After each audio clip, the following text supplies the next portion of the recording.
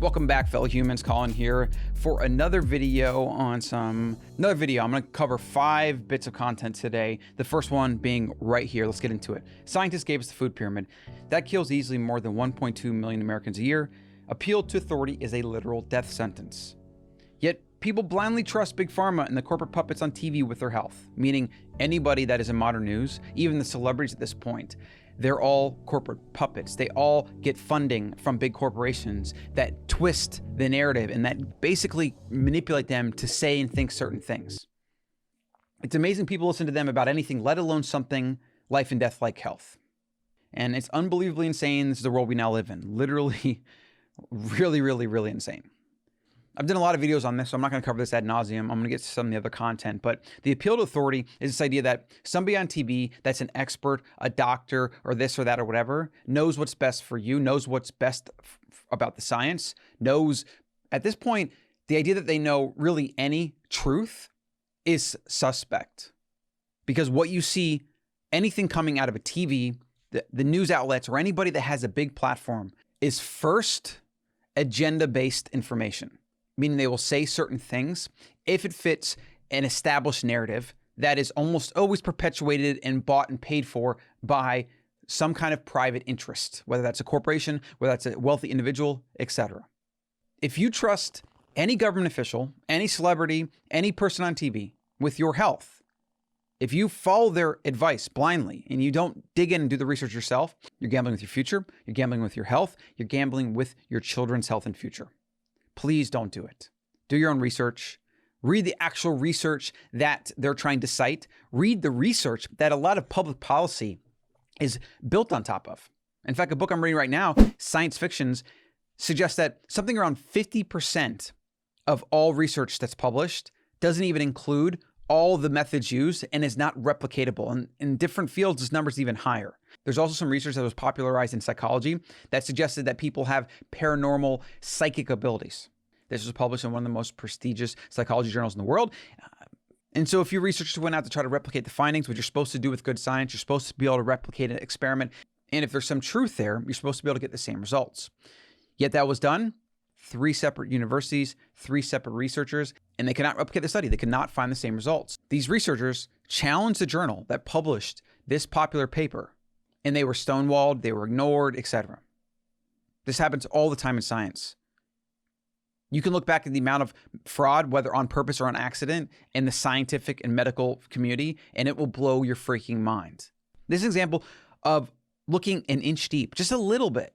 Just look at some of the facts. Look at some of the data points, like X amount of research, 50%, 70%, whatever. Like, just look at some of the numbers that should show you that science and research and established publications and crap like that is not the end all be all. It's not even close. Science itself is supposed to be in the business of continually evolving and falsifying things and basically disproving previously thought established norms and conventions. The best science does this. And every 20, 30, 40, 50 years, we should not be thinking the same thing we thought before. And that's why there's something known as Planck's principle. It's the idea observed by, I believe his name was Max Planck. He observed that most scientific thought evolves when the current generation of scientists die off. Why? Because of human bias, because of certain incentives and agendas. You build your career based on believing one thing and perpetuating it. And then if something new comes out that says that's maybe not the case, what are you going to do? You're going to tear down all of your work? Are you going to say, well, I guess I was wrong for 30 freaking years? Almost nobody can do that, scientists or not, because they're human creatures and we have bias and we have blind spots and we have certain things that are connected to money and our livelihood, etc. Let's get on the next piece of content. While the poor get sick, Bill Gates just gets richer. The billionaire's pandemic investments, like much of his work, remain a secret. Yeah, I'm not even going to talk about this one. Just something you should know. When you're a billionaire and you've invested in literally thousands and thousands of companies and you have tons and tons of interest in certain things, whether it's plant-based meat, which I know he's invested in, whether it's vaccines and pharmaceutical companies, which he's invested in. And then he goes on TV and talks about how everyone should take a vaccine and how vaccines are basically the end-all be-all. Like, come on. Next piece. They say you can't beat, cure, reverse, or heal acid reflux without acid blockers, chronic pain without medications, ear infections without antibiotics. In fact, I'm not going to read all this. You can pause it. I'm going to put it up on the screen right here. Now that you've read that, there are hundreds of more of these. These are just some of the popular ones that can fit on the screen. There are hundreds of more of things that established medical practice and science and research suggest that this is the way to do it or solve it. When the reality is, those of us that are in the preventative medicine space, which is basically what I consider myself in, from a nutrition lifestyle perspective first to prevent sickness, we know that all these things on this list, I don't do any of this. I don't take any of this. I begrudgingly go to the doctor only sometimes in very certain situations. Like I had a bunch of earwax built up and I couldn't hear to this ear. And so they put this solution where they did this thing and it was pretty painful. And they finally like drained it out and pulled out the earwax and released the blockage. That, or if I were to break my arm or something, or my leg, you know, or if I were to get shot, I would be going to the doctor for sure. I'd be going to a surgeon most likely. But for sickness that is the result of chronic lifestyle, chronic inflammation, chronic disease, you don't take things. You don't get things done to you. You change things in your environment. You change things you do. That is what you do. That's preventative medicine. And that should be the default for all of humanity. But of course, where's the profit motive? Like, think about it. I'm putting out free YouTube videos.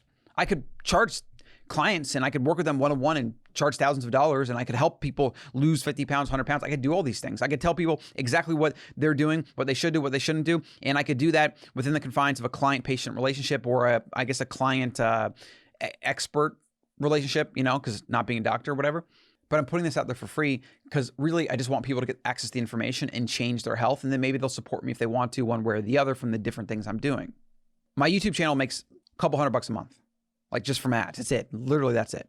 Okay. And my time, honestly, could be better spent elsewhere if money was the metric that mattered. If money was the only metric that mattered in my life, I probably wouldn't be doing a podcast. I wouldn't be doing a video a day on YouTube, that's for sure. Although I do enjoy it. So, you know, there's kind of that built into the cost benefit analysis. But the profit motive, when I tell you to go outside and walk, when I tell you to eat real food, cook food at home, you know, maybe I give you a recipe video on how to cook steak. Like the profit motive there isn't one. Like other than maybe you'll get benefit and then keep following along and then maybe down the road you'll support me one way or the other, right? If I was doing this to make money, it would be the worst proposition ever. I could just literally go door to door and sell my services. I could sell marketing services. I could sell how to do YouTube services, a coaching program. There's so many things I could do, and I could make thousands and thousands of dollars doing these things. But what I really want is for people to wake up, to take responsibility for their life and their health, to opt out of all this crap that you find in modern society, and then to pass along that legacy of individual sovereignty and responsibility and ownership and self-reliance, to pass that on to their children. And then hopefully enough people doing this, leading by example, we can reverse some of these trends. And hopefully, whether I'm around to see it or not, my son will and my son's son will, and maybe they will be able to live in a better world where people aren't just sick and dying and we have this massive divide of healthy over here and not healthy on this side. Our future is WALL-E. But it's also like WALL-E plus Red Rising, where Red Rising will be how you'll have these elite humans, the Golds, for example, and they will absolutely dominate the WALL-Es that are in their chairs, the lower forms of humanity. If you look at evolution, you look at what's happening right now, and if you were an anthropologist and you're observing humanity, basically take 2020, compare it to 10,000 plus years ago when we were hunter-gatherers, and compare it to the entire timeline of Homo sapiens, and you see the trends, you see how we're being polarized, you're seeing how tribalism is affecting everything from health, but also to politics, and also to what you believe, this side, that side. If you see what's happening, you will see that the rich and powerful are getting more and more power, but also what I'm going to start seeing go into this rich and powerful bucket are also going to be the healthy and optimized and detached from the matrix, whereas the rest are going to continually being overweight, sick, depressed, batteries plugged into the matrix, fueling the entire system. Debt slaves, tax slaves, mind slaves. That's what I don't want for future of humanity. I don't want to see Red Rising basically manifest. And on the note of Red Rising, I highly recommend you read this book. The first book was a little hard to get into. It was very unique and different style. It's almost life-changing fiction. It's insane how good it is. We named her Sundaro after the main character.